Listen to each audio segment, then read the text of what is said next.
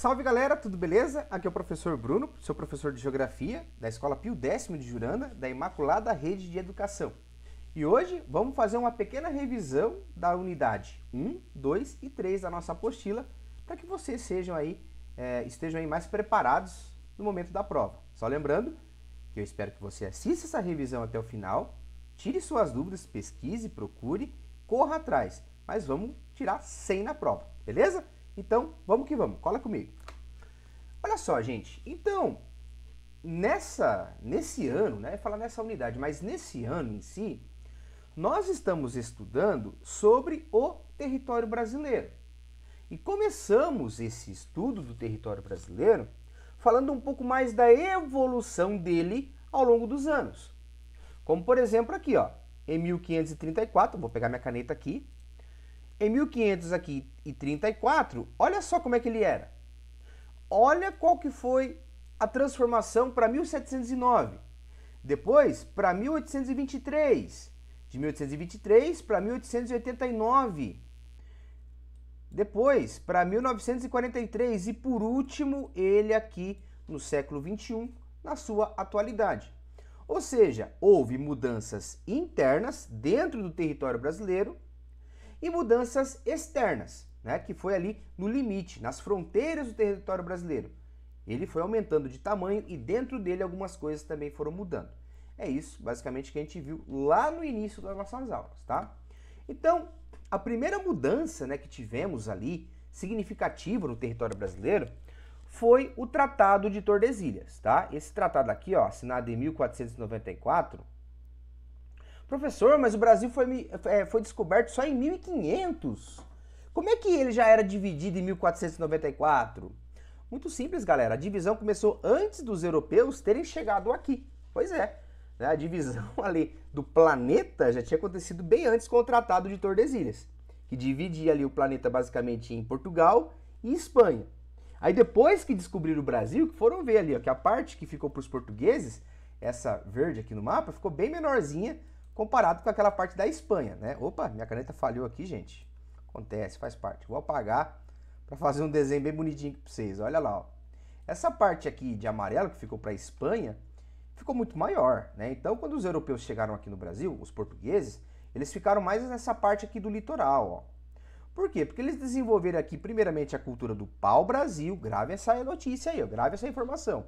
Quando os europeus chegaram aqui, quando estava em vigor o Tratado de Tordesilhas, a principal maneira de ganhar din-din, a principal maneira de gerar economia para o Brasil, para os portugueses que estavam aqui na época, primeiramente foi o pau-brasil. Tinha muito aqui, era usado para fazer tinta. Então o pau-brasil foi muito explorado. E depois a cana-de-açúcar, né?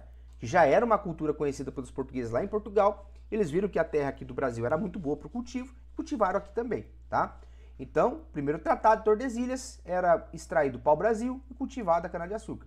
Essa aqui era a divisão do Brasil na época, né? Ele é dividido aqui pelas capitanias hereditárias, né? Que passavam de pai para filho. Que era como se fosse ali presente ali do rei de Portugal para os mais chegadinhos deles na época, né? Depois, os portugueses, eles começaram a descobrir ouro, né, as famosas drogas do sertão, que eram aquelas plantas utilizadas para fazer remédio, foram ali a mineração, a pecuária, eles foram vendo que para dentro aqui do interior do território brasileiro, né, se entrando aqui para oeste, tinha mais coisa, não tanto para oeste assim, né, gente, calma lá, tinha mais coisa ainda para ser explorada. Então eles começaram a fazer o quê?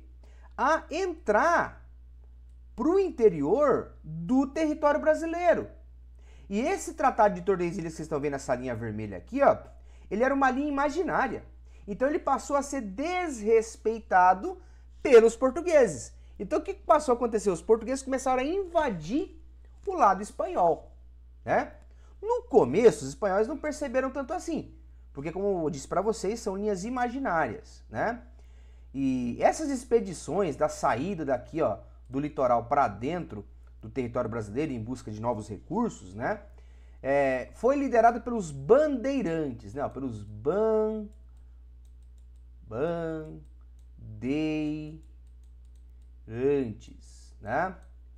Quem foram os bandeirantes? Eram esses desbravadores contratados pela coroa portuguesa, na época, para liderar essas expedições para o interior. Então, à medida que os bandeirantes iam avançando, né, em direção a essa linha aqui, ó, eles iam encontrando indígenas, comunidades que já existiam aqui antes da chegada dos portugueses, e ali a relação, primeiramente, foi de catequizar os índios. Junto com os bandeirantes foram os jesuítas, que no início tinha a missão de catequizar os índios, tornar os índios um pouco mais dóceis, né? Não sei se posso utilizar essa palavra, para a cultura portuguesa. Porque se os indígenas se mostrassem agressivos, seria mais difícil de dominar aquelas terras.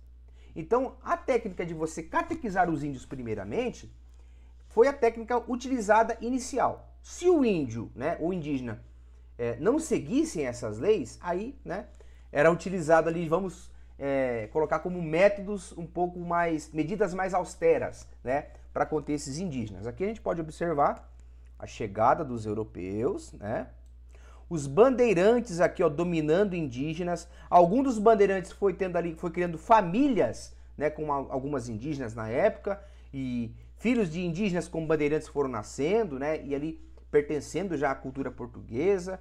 Alguns indígenas foram sendo escravizados, né? Várias tribos ali foram sendo dizimadas ou perdendo a sua cultura ao longo do tempo.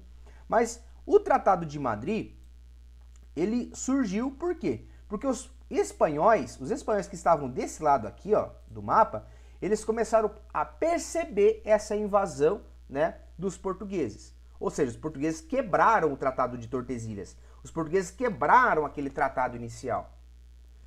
Então surgiu a necessidade de criar o quê? Um novo tratado. Quando o tratado inicial foi quebrado, surgiu, né, o Tratado de Madrid. O Tratado de Tordesilhas falhou, surgiu o Tratado de Madrid.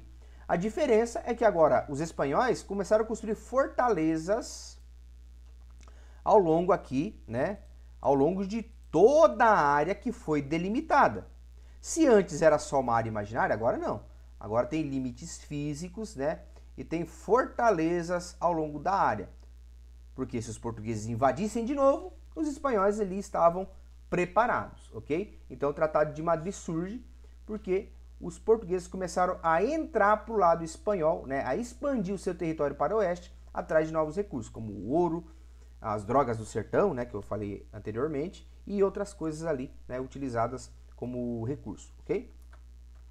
Depois, no século XIX, tudo isso aqui, gente, aconteceu em 1750.